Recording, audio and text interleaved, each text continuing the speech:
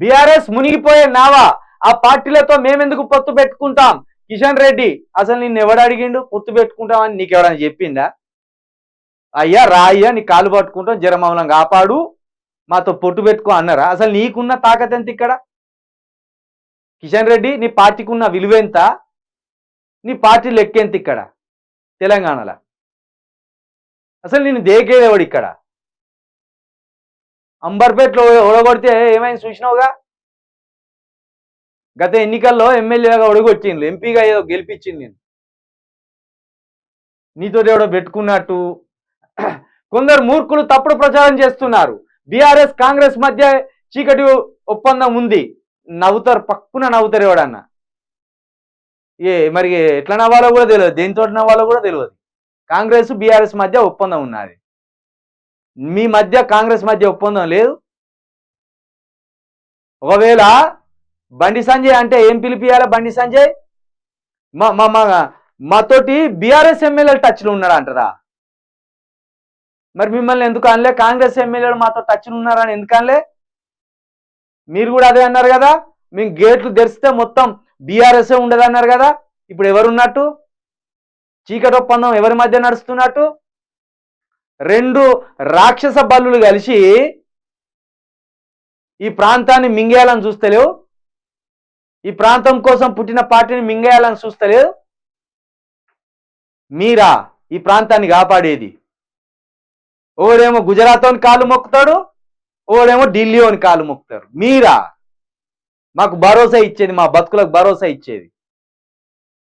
చీకటి ఒప్పందం మీ మధ్య పెట్టుకొని తెలంగాణ ప్రాంతం కోసం నిలబడుతున్న వాళ్ళని, తెలంగాణ కోసం కొట్లాడుతున్న వాళ్ళని చీకటి ఒప్పందం అంటారా? చీకటి ఒప్పందం. మీ కథలన్నీ ఇంకా త్వరలో బయటపడతాయి.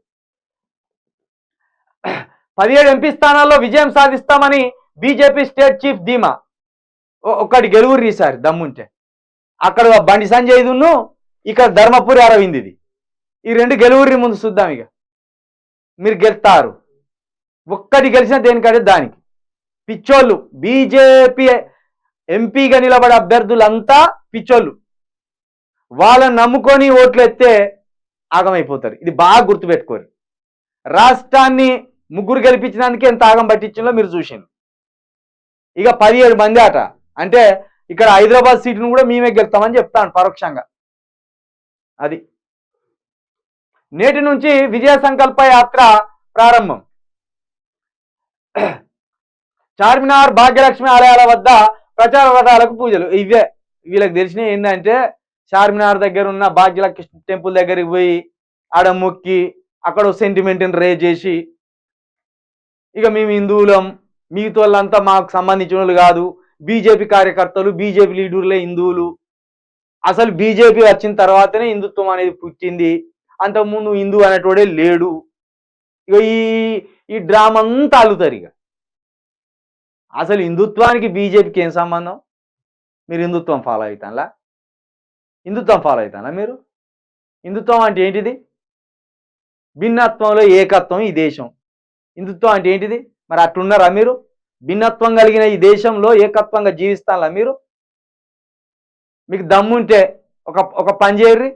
ఇక్కడున్న క్రైస్తవులు, ఇక్కడున్న ముస్లింలు ఎవరుండ దిక్కంచెల దేశంలోకి వెళ్ళి పారిపోర్రి, మిమ్మల్ని తరిమేస్తామని అనురు. ఒకటి చూద్దాం అనగలుగుతారా మీరు? ఇది భిన్నత్వంలో ఏకత్వం.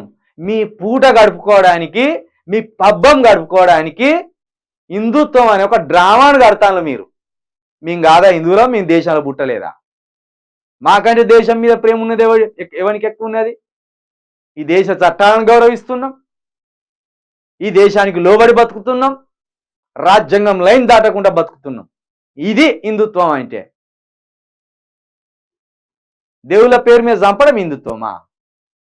ఇంకా చర్చిల మీద దాడి చేసింది మొన్న, అది హిందుత్వమా? అలాంటి హిందుత్వం మీరు కోరుకునేది? మేము కోరుకునే అలాంటి హిందుత్వం కాదు. హిందూ, ముస్లిం, క్రిస్టియన్, సిక్కు, జైన, పార్సీ అంతా బాయి అనే కోరుకునే హిందుత్వం మాది. గది హిందుత్వం. ప్రపంచానికి ఆదర్శంగా నిలిచే హిందుత్వం గది.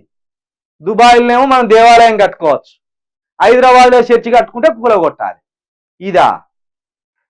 ఇది హిందుత్వం అనిపించుకుంటుందా? ఇది మన సిగ్గు మనం తెచ్చుకోవడం కాదు.